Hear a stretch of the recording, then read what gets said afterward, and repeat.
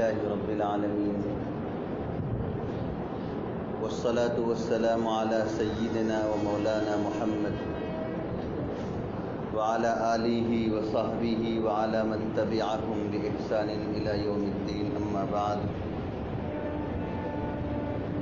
فقد قال الله تبارك وتعالى في كلامه المجيد والفرقان الحميد أعوذ بالله من الشيطان الرجيم بسم الله الرحمن الرحيم واتل عليهم نبأ بني آدم بالحق إذ قربا قربانا فتقبل من أحدهما ولم يتقبل من الآخر قال لأقتلنك قال إنما يتقبل الله من المتقين لئن بسطت إلي يدك لتقتلني ما أنا بباسط يدي إليك لأقتلك إني أخاف الله رب العالمين إلى آخر الآية صدق الله العظيم. بزرگوں اور بھائیوں، چھٹے پارے کی سورہ مائدہ کی چند آیات آپ کے سامنے پڑھی ہے. ان آیات میں اللہ تبارک و تعالیٰ نے حضرت آدم علیہ السلام کے دو بیٹوں کا واقعہ ذکر فرمایا ہے، لیکن اس واقعے کے ذکر کرنے سے پہلے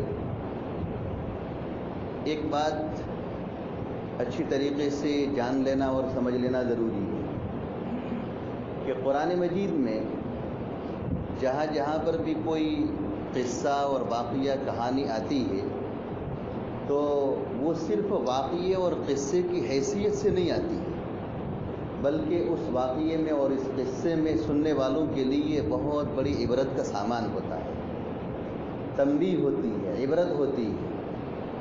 اور قرآن مجید کوئی قصہ کہانیوں کی کتاب نہیں ہے، بلکہ یہ تو موعظت نصیحت کی کتاب ہے، قصے کہانیوں کی کتاب نہیں ہے.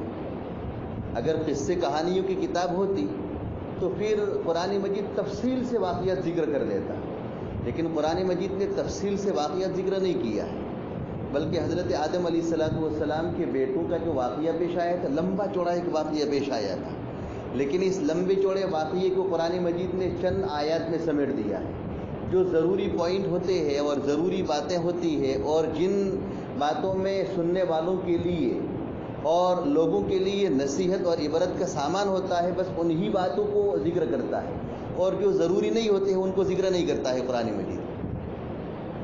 تو یہاں پر بھی اللہ تبارک و تعالیٰ نے حضرت آدم علیہ السلام کے دو بیٹوں کا واقعہ ذکر فرمایا ہے، اور اس واقعے کے اندر دراصل ہم سب کے لیے ایک بہت بڑا سبق ہے. واقعے کے آخر میں اس سبق کو میں ذکر کر دوں گا، لیکن پہلے واقعہ کیا پیش آیا تھا اور اس کی تمہید کیا ہے.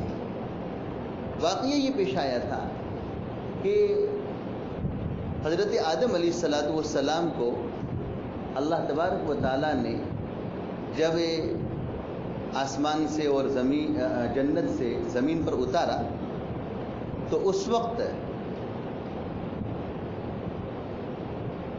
نسل چلانے کے لیے ان کی اولاد کے علاوہ دوسرا کوئی سامان نہیں تھا. حضرت آدم علیہ السلام کی اولاد کے علاوہ دوسرا کوئی ذریعہ نہیں تھا نسلوں کو چلانے کے لیے، توالد اور تناسل کے سلسلے کو جاری کرنے کے لیے ان کی اولاد کے علاوہ دوسرا کوئی سلسلہ نہیں تھا. اس لیے اللہ تبارک و تعالیٰ نے اس توالد اور تناسل کے سلسلے کو، نسل کے سلسلوں کو جاری کرنے کے لیے ایک وہ حکم کہ جو ہماری امت میں، ہماری شریعت میں نہیں ہے، وہ حکم ان کی امت کے لیے اور ان کی شریعت کے لیے جائز کر دیا تھا. اور وہ حکم یہ ہے کہ ایک بھائی کا نکاح اپنی بہن سے جائز نہیں ہے، بھائی کا نکاح اپنی بہن سے جائز نہیں ہے. لیکن حضرت آدم علیہ السلام کے زمانے میں اور جس وقت ان کو آسمان سے جنت سے زمین پر اتارا گیا دوسرا کوئی سلسلہ تھا ہی نہیں، دوسرا کوئی جوڑا تھا ہی نہیں، انہی کی اولاد تھی. اس لیے اس نسل کے سلسلے کو جاری کرنے کے لیے، توالد و تناسل کے سلسلے کو جاری کرنے کے لیے ضرورت کی وجہ سے اللہ تبارک و تعالیٰ نے بھائی کا نکاح اپنی بہن کے ساتھ کرنا جائز کر دیا تھا.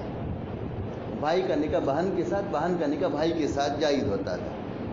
لیکن اس میں اللہ تبارک و تعالیٰ نے جو سسٹم رکھی تھی وہ یہ کہ ایک پیٹ سے 2 بچے پیدا ہوتے تھے. ایک بطن سے، ایک پیٹ سے 2 بچے پیدا ہوتے تھے، جڑوا بچے پیدا ہوتے تھے. لڑکا ہوتا تھا، لڑکی ہوتے تھے. ایک بطن سے ایک ساتھ 2 بچے پیدا ہوتے تھے، ایک لڑکا اور ایک لڑکی. پھر دوسرے دن بچہ پیدا ہوا تو وہ لڑکا اور لڑکی، یعنی اس طریقے سے ایک پیٹ سے 2 بچے پیدا ہوتے تھے، لڑکا اور لڑکی، لڑکا اور لڑکی.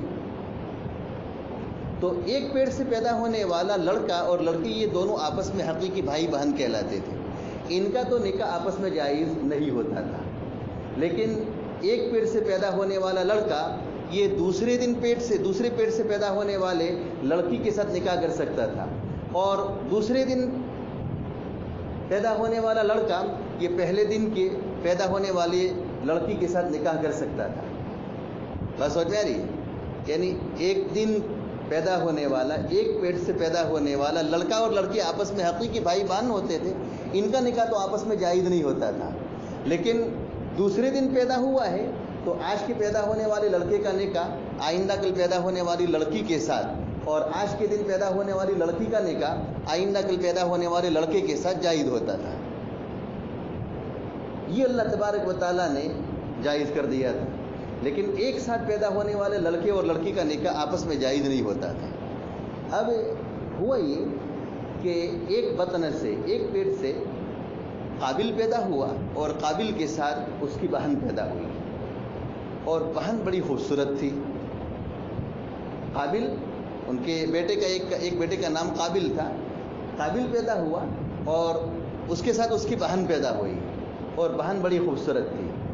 اور دوسرے پیٹ سے اور دوسرے دن حابل پیدا ہوا اور حابل کی بہن پیدا ہوئی، اور ذرا وہ تھوڑی سیانی تھی، زیادہ خوبصورت نہیں تھی. اب اصول اور ضابطے کے مطابق حضرت آدم علیہ الصلوۃ والسلام کی شریعت کے ضابطے اور اصول اور ان کے قاعدے کے مطابق قابل کا نکاح اپنی بہن کے ساتھ جائز نہیں ہونا چاہیے، اس لیے کہ اس کی وہ حقیقی بہن ہے، حقیقی بہن کے ساتھ نکاح جائز نہ ہو. قابل کا نکاح آئندہ کل پیدا ہونے والی جو بہن ہے یعنی حابل کی بہن اس کے ساتھ جائز ہو، اور حابل کا نکاح قابل کی بہن کے ساتھ جائز ہو. اس طریقے سے نکاح کرنا جائز قرار دیا تھا. لیکن لڑکے جب بڑے ہوئے اور شادی کا وقت آیا تو قابل اڑ گیا، اور قابل نے یہ کہا کہ میں تو اپنے ساتھ پیدا ہونے والی جو میری خوبصورت بہن ہے میں اسی کے ساتھ نکاح کروں گا. اور حابل سے کہا کہ تمہاری بدصورت بہن اور بد شکل بہن کے ساتھ میں نکاح نہیں کرنے والا.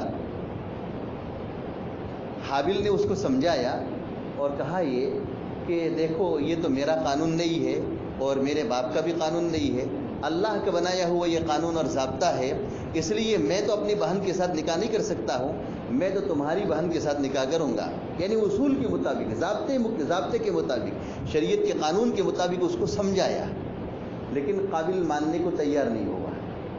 قابل نے کہا کہ نہیں، میں تو تمہاری بہن کے ساتھ نکاح نہیں کروں گا، میرا نکاح تو کس کے ساتھ ہوگا؟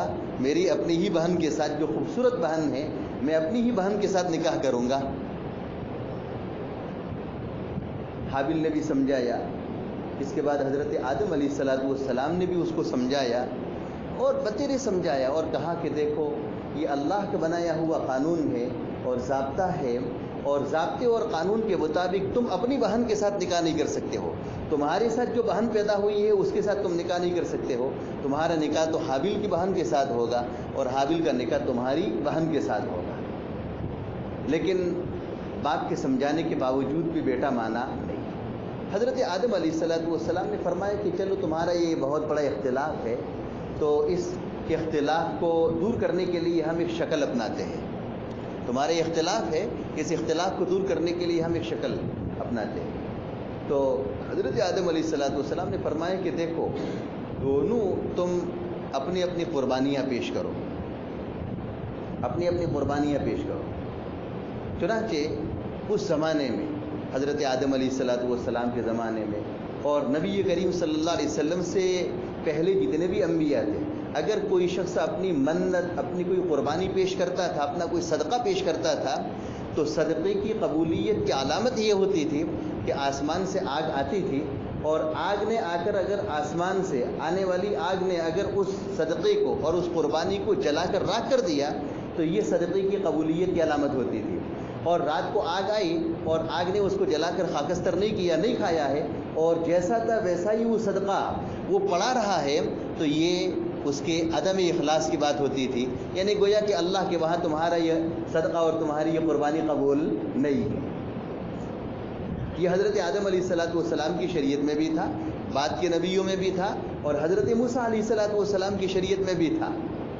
کتابوں میں لکھا ہے حضرت موسیٰ علیہ السلام کی شریعت میں بھی تھا کہ آسمان سے آگ آوے اور آگ آ کر جلا کر خاکستر کر دے تو سمجھ لو کہ تمہاری قربانی قبول ہے، اور آگ نے اگر جلایا نہیں ہے اور وہ چیز صحیح سالم رکھی رہی ہے تو اس صورت میں سمجھو یہ کہ تمہاری قربانی قبول نہیں ہے۔ حضرت آدم علیہ السلام نے یہ طریقہ بتایا، طریقے کے مطابق دونوں بیٹے تیار ہو گئے۔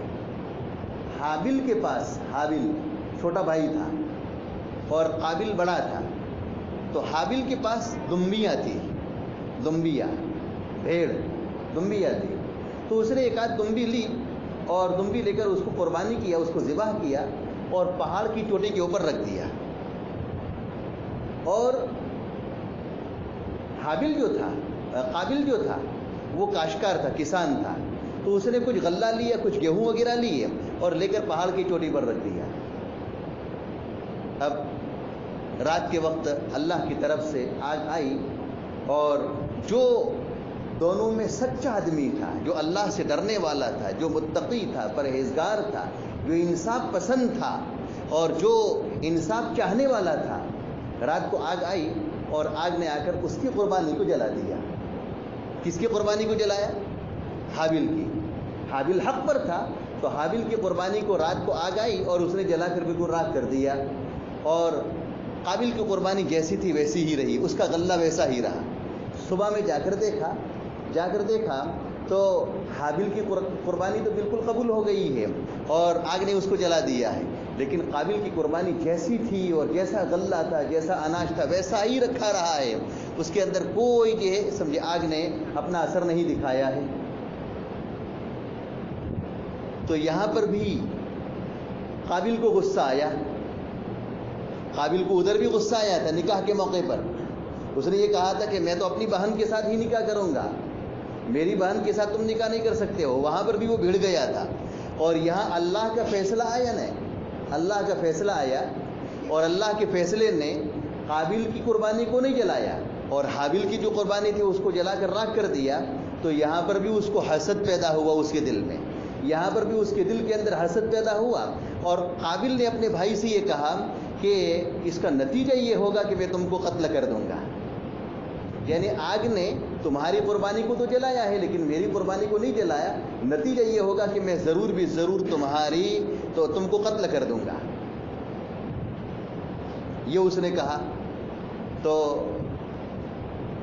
یہاں حابل نے اپنے بھائی سے، بڑے بھائی سے، قابل سے غصے کے لہجے میں نہیں کہا، غصے کے لہجے میں بات نہیں کی، دفاع نہیں کیا، بلکہ چھوٹے بھائی نے اپنے بھائی کا، بڑے بھائی کا احترام برقرار رکھتے ہوئے بہت ٹھنڈے اور نرم لہجے میں یہ کہا کہ دیکھو یہ تو میرا کوئی کمال نہیں ہے، قربانی کا قبول ہونا یہ میرا کوئی کمال نہیں ہے، بلکہ یہ کمال اللہ کی ذات کا ہے، اور میرے اور آپ کے سمجھے قربانی کرنے کے طریقے کا کمال ہے۔ میں نے اخلاص کے ساتھ، انصاف چاہنے کی نیت کے ساتھ، انصاف چاہنے کی نیت کے ساتھ، اخلاص کے ساتھ، تقوی کے ساتھ، اللہ سے ڈرتے ہوئے اپنی قربانی پیش کی تھی۔ اللہ تعالیٰ جو تقوی والوں کی قربانی کو یہ قبول فرماتا ہے، اور تم نے یہ کیا ہے مقابلہ آرائی کے لیے اپنی قربانی پیش کی تھی۔ تم نے مقابلہ آرائی کی تھی، میرے مقابلے میں تم آ گئے تھے، اور اللہ تعالیٰ کو مقابلہ آرائی پسند نہیں ہے۔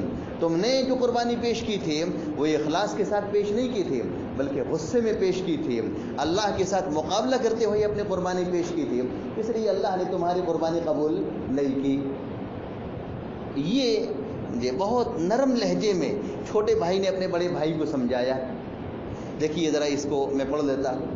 وَاتْلُ عَلَيْهِمْ نَبَأَ بَنِي آدَمَ بِالْحَقِّ، اے محمد صلی اللہ علیہ وسلم آپ ان لوگوں پر، یعنی کن پر؟ ان یہودیوں پر یا ان مشرکین پر، حضرت آدم علیہ السلام کے 2 بیٹوں کا واقعہ سچ سچ تلاوت کر لیجیے۔ حق کا لفظ یہاں لایا گیا ہے۔ کیوں حق کا لفظ لایا گیا؟ اس لیے کہ نبی کریم صلی اللہ علیہ وسلم سے لے کر حضرت آدم علیہ السلام کا درمیانی جو زمانہ ہے وہ کئی ہزار سال کا زمانہ ہے، کئی ہزار سال کا زمانہ ہے، اور درمیان میں کوئی کتابیں بھی نہیں تھی، کوئی مدرس اور کوئی معلم پڑھانے والا بھی نہیں تھا، اور کوئی یہ تاریخ بھی نہیں تھی، کچھ بھی نہیں تھا۔ لیکن حضرت آدم علیہ السلام کے بیٹوں کا جو واقعہ پیش آیا تھا، حضرت آدم علیہ السلام کے بیٹوں کا جو واقعہ پیش آیا تھا، اور کئی ہزار سال پہلے واقعہ پیش آیا تھا، وہ واقعہ جیسا پیش آیا تھا ویسا ہی نبی کریم صلی اللہ علیہ وسلم امت کے سامنے، ان یہودیوں کے سامنے اور مشرکین مکہ کے سامنے سچ سچ سنا رہے ہیں۔ یہ دلیل اس بات کی ہے کہ واقعہ وحی کے ذریعے نازل ہوا ہے، اور وحی کس کے اوپر آتی ہے؟ نبی کے اوپر آتی ہے۔ ثابت ہو گیا کہ یہ کیا ہے؟ محمد اللہ کے نبی ہے اور پیغمبر ہے، یہ ثابت کرنا مقصود ہے۔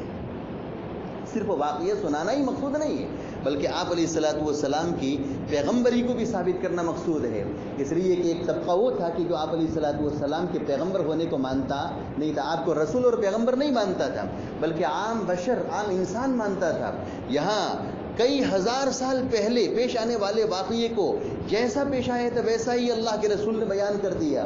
یہ دلیل اس بات کی ہے کہ واقعہ وحی کے ذریعے نازل ہوا ہے، اور وہی نبی کے اوپر آتی ہے، لہذا آپ کا نبی ہونا کیا ہو گیا؟ ثابت ہو گیا۔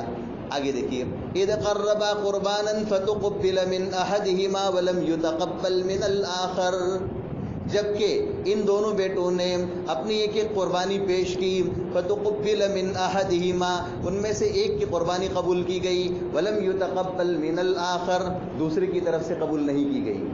اب وہ واقعہ کیا پیش آیا تھا؟ واقعہ یہاں ذکر نہیں کیا ہے، میں نے تفصیل کے ساتھ آپ کے سامنے ذکر کر دیا۔ قال لأقتلنک، قال بڑے بھائی نے، قابل نے کہا، قال لأقتلنک، قابل نے کہا کہ میں ضرور بھی ضرور تجھے قتل کر دوں گا۔ چھوٹے بھائی کو الٹیمیٹم دے رہا ہے حابل کو۔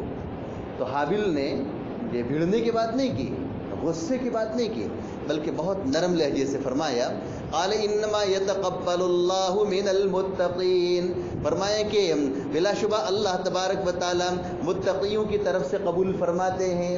جو اللہ سے ڈرنے والے ہوتے ہیں، جو متقی ہوتے ہیں، اللہ تعالیٰ ان کے اعمال قبول فرماتے ہیں۔ اس سے معلوم یہ ہوا، اس سے سبق یہ ملا، لکھا ہے حضرات مفسرین نے کہ اعمال کی قبولیت کا دار و مدار بھی تقوی پر ہے۔ اعمال کی قبولیت کا دار و مدار بھی کس پر ہے؟ تقوی پر ہے۔ تقوی ہوگا تو اللہ کے یہاں عمل قبول ہوگا، اور تقوی نہیں ہے تو عمل قبول نہیں ہوگا۔ انما يتقبل اللہ من المتقین۔ آگے پھر وہ چھوٹا بھائی بڑے بھائی سے کہہ رہا ہے، لئن بسطت الی یدک لتقتلنی ما انا بباسط یدی الیک لاقتلک، اللہ کی قسم اگر تو نے میری طرف اپنا ہاتھ بڑھایا تاکہ تو مجھے قتل کر دے، چھوٹا بھائی بڑے بھائی سے کہہ رہا ہے، اللہ کی قسم اگر تو نے میری طرف اپنا ہاتھ بڑھایا تاکہ تو مجھے قتل کر دے، ما انا بباسط یدی الیک لاقتلک، تو میں تیری طرف اپنا ہاتھ نہیں بڑھاؤں گا تجھے قتل کرنے کے لیے، میں تجھے قتل کرنے کے لیے ہاتھ نہیں بڑھاؤں گا، تو کرنا ہو کر دے۔ اس سے معلوم کیا ہوا؟ اس سے معلوم یہ ہوا کہ خاندان میں، اور خاص طور پر ایک خاندان کے جو افراد ہوتے ہیں ان میں آپس میں سمجھے چھوٹے بڑے کا لحاظ بھی بہت ضروری ہے۔ چھوٹے بڑے کا لحاظ بھی یہ کیا ہے؟ بہت ضروری ہے۔ کبھی کبھی یہ ایسا ہوتا ہے کہ سمجھے ناچاکیہ ہو جاتی ہے، کبھی کبھار ایسی بات پیش آتی ہے کہ آپس میں یہ دل شکنی اور رنجش ہو جاتی ہے، لیکن یہ رنجش باقی نہیں رہنی چاہیے۔ بلکہ یہ کیا ہے سمجھے صلح صفائی کا معاملہ. چھوٹے بھائی نے یہ کیا کہا سمجھے بڑے بھائی سے کہا کہ دیکھو تم کو جو کرنا وہ کر لو, میں کچھ نہیں کروں گا, میں کچھ نہیں کروں گا. بات سمجھ میں دیکھیں آگے کیا ہے, انی اخاف اللہ رب العالمین, سیدھی بات کہہ دی, انی اخاف اللہ رب العالمین, بلا شبہ میں تو اللہ سے ڈرتا ہوں جو عالمین کا پالنہار ہے. میں اگر تم کو قتل کروں گا تو ایسی صورت میں گناہ مجھے ہوگا, گناہ مجھے ہوگا, میں تم کو قتل نہیں کروں گا. صاحب کہہ دیا اس نے, انی ارید ان تبوء باسمی و اسمک فتکون من اصحاب النار, بلا شبہ میں تو چاہتا ہوں کہ تم میرا اور تمہارا گناہ لے کر لوٹو, میرا بھی گناہ لے کر لوٹو اور تمہارا گناہ بھی لے کر لوٹو. فتکون من اصحاب النار, اور تم جہنم والوں میں سے بن جاؤ, جہنم والوں میں سے بن جاؤ. وذالک جزاء الظالمین, فرمائیں کہ یہ ظالمین کا بدلہ ہوا کرتا ہے, جہنم یہ ظالمین کا بدلہ ہوتا ہے. فطوعت له نفسه قتل اخیہ, اتنی نصیحت کی, نرم لہجے میں چھوٹے بھائی نے اپنے بڑے بھائی کو نصیحت کی, لیکن اس کے باوجود بھی قابل ماننے کو تیار نہیں ہوا. اس کے نفس نے اس کو ورگلایا, اس کے نفس نے اس کو ورگلایا. فطوعت له نفسه قتل اخیہ, فرمائے کہ اس کے نفس نے, اس کے دل نے اپنے چھوٹے بھائی کے قتل پر ابھارا. فقتلہ, اس نے اپنے بھائی کو قتل کر دیا. فاصبح من الخاسرین, فرمائے کہ وہ نامراد لوگوں میں سے بن گیا. کون؟ قتل کرنے والا بڑا بھائی قابل, اپنے چھوٹے بھائی کو قتل کرنے کی وجہ سے نامراد لوگوں میں سے, خسارہ اٹھانے والوں میں سے بن گئے. اور قتل اس نے کیوں کیا؟ مفتی شفیع صاحب رحمۃ اللہ علیہ نے لکھا ہے کہ اس کے دل کے اندر حسد گھس گیا تھا, حسد گھس گیا تھا اس کے دل کے اندر, کہ اچھا میں, یعنی قابل کے دل کے اندر حسد گھس گیا تھا کہ میں اپنی بہن کے ساتھ تو میں خود نکاح کروں گا, میری بہن کے ساتھ حابل کیوں نکاح کرے, اور میرے ساتھ خوبصورت بہن پیدا ہوئی ہے تو میں ہی نکاح کروں گا. میری خوبصورت بہن کے ساتھ یہ حابل نکاح کیسے کر سکتا ہے, میری خوبصورت بہن اس کو نہ ملنی چاہیے. یہ حسد اس کے دل کے اندر پیدا ہو گیا تھا. اسی وجہ سے حضرات علماء نے لکھا ہے کہ حسد کرنے والا جو ہوتا ہے وہ اللہ کی تقدیر پر اور اللہ کے فیصلے پر اعتراض کرنے والا ہوتا ہے. حسد کرتا ہے آدمی, حسد, تو حسد کرنے والا دراصل کیا کرتا ہے, یہ غصے میں چور ہوتا ہے اور پھر اندر جلتا بنتا ہے. تو حسد کرنے والا اللہ کی تقدیر پر اور اللہ کے فیصلے پر اعتراض کرنے والا ہوتا ہے کہ اچھا فلاں آدمی کو اللہ نے کہ اتنا اچھا سمجھے اچھی نعمتوں سے کیوں نوازا, اس کا حقدار تو میں تھا, اس کا اہل تو میں تھا, اللہ نے مجھے نہیں نوازا, اور اس کو کیوں نوازا, اس کو نعمتوں سے کیوں نوازا, اس کو کیوں پالا, اس کو یہ کیوں عطا کیا گیا. تو حسد کرنے والا دراصل اللہ کے فیصلے پر اور اللہ کے سمجھے ذات کے اوپر اعتراض کرنے والا ہوتا ہے. اور اللہ کے فیصلے اور اللہ کی ذات کے اوپر جو اعتراض کرے گا تو نقصان کس کا ہوگا, خود اسی کا ہوگا. اسی وجہ سے روایتوں میں آتا ہے, حسد کے متعلق بے شمار روایتیں موجود ہیں. ایک روایت یہ ہے, اللہ کے رسول صلی اللہ علیہ وسلم نے فرمایا ان الحسد یاکل الحسنات کما تاکل النار الحطب, کہ حسد نیکیوں کو اس طرح کھا جاتی ہے, حسد نیکیوں کو اس طرح کھا جاتا ہے جس طریقے سے آگ سوکھی لکڑی کو کھا جاتا ہے. آگ کے اندر سوکھی لکڑی ڈالو گے تو کیا ہوگا, سمجھے فوراً سمجھے جلا دے گی. اس طریقے سے حسد نیکیوں کو کھا جاتا ہے. یہ سمجھے حسد کا حال ہوتا ہے. اور دیکھیے بڑی عجیب بات ہے, بڑی عجیب بات ہے کہ حسد نیکیوں کو کھا جاتا ہے جس طریقے سے آگ لکڑی کو کھا جاتی ہے. یعنی گویا کہ حسد کو آگ قرار دیا ہے, آگ قرار دیا ہے. جیسے آگ لکڑی کو کھا جاتی ہے اس طریقے سے حسد آگ ہے جو نیکیوں کو کھا جاتی ہے. اور بعض شراح نے لکھا ہے کہ جب آدمی حسد کرتا ہے نا تو حسد کرنے والے کے دل کے اوپر, حسد کرنے والے کے دل کے اوپر ایک آگ کی چنگاری سمجھے جھلستی ہے. جمرہ کا لفظ ہے. حسد کرنے والے کے دل کے اوپر ایک آگ کی چنگاری جھلستی ہے, اور اس کا احساس اس کو نہیں ہوتا ہے, لیکن وہ اندر اندر اس کے دل کو بھی جلاتی ہے, اس کی نیکیوں کو بھی جلا دیتی ہے. اور یاد رکھے حسد کرنے والے کو کبھی بھی یہ چین اور سکون نصیب نہیں ہوتا ہے. حسد کرنے والے کو چین اور سکون کبھی بھی نصیب نہیں ہوتا ہے. اور حسد کرنے والے کا چہرہ جو ہوتا ہے وہ بے رونق بن جاتا ہے. اس کے چہرے کے اوپر سمجھے رونق اور اس کے چہرے کے اوپر جو نور ہونا چاہیے وہ نور جو ہے نہیں ہوتا ہے. کیوں؟ اس لیے کہ آگ نے اس کی نیکیوں کو بھی جلا دیا ہے اور آگ نے اس کے چہرے کی رونق کو بھی کیا کر دیا ہے؟ ختم کر دیا ہے. ایسا ہوتا ہے. میں تو چونکہ اس لائن سے گزر رہا ہوں، مدرسے کی لائن سے، اور مدرسے میں یہ سمجھے کچھ نہ کچھ یہ چپقلش ہوتی بھی رہتی ہے اور آپس میں سمجھے کچھ ناچاکیاں بھی ہوتی رہتی ہے. اگر کسی استاذ کو یہ بڑی کتاب مل جاوے تو چھوٹے والے جو کیا ہوتے ہیں ذرا حسد کرنے پر بھی آ جاتے ہیں. ایسا ہوتا ہے، مدرسوں میں ہوتا ہے ایسا، بالکل ہوتا ہے ایسا. تو اس طریقے سے سمجھے ہوتا ہے. تو اندازہ ہوتا ہے کہ جو لوگ حسد کی آگ کے اندر جلتے بھنتے ہوتے ہیں ان کے چہروں سے اللہ تعالیٰ یہ سمجھے ایک نور جو ہوتا ہے، ایک سمجھے نور جو ہوتا ہے اس نور کو سلب کر دیتے ہیں. اس کو کسی طریقے سے سکون اور چین نصیب نہیں ہوتا ہے. وہ ہمیشہ اسی فکر میں رہتا ہے کہ میں اپنے محسود کو، جس کے ساتھ وہ حسد کر رہا ہے، اپنے محسود کو کس طریقے سے نقصان پہنچاؤں. یہ اسی فکر میں رہتا ہے. اپنی فکر بھول جاتا ہے اور وہ دوسرے کی فکر میں لگتا ہے کہ میں اس کو سامنے والے کو نقصان کیسے پہنچاؤں. یہ ہوتا ہے. بہرحال یہ سمجھے سبق ملتا ہے.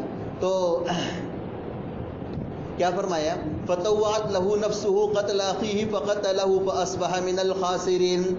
روئے زمین کے اوپر یہ سب سے پہلے قتل کا واقعہ پیش آیا تھا. اس سے پہلے قتل کا کوئی واقعہ پیش نہیں آیا تھا.